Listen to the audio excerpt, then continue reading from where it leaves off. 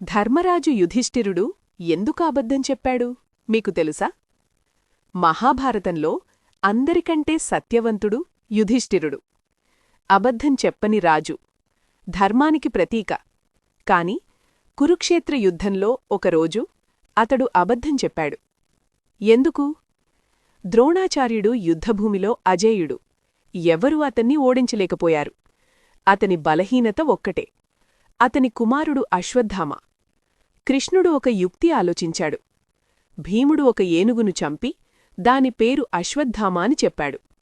అప్పుడు యుధిష్ఠిరుడు గట్టిగా అన్నాడు, అశ్వత్థామా హతః అని. కాని నెమ్మదిగా చేర్చాడు, నరోవా కుంజరోవా అంటే మనిషా ఏనుగా. ద్రోణుగు మొదటి భాగమే విని విచారంతో ఆయుధం వదిలేశాడు.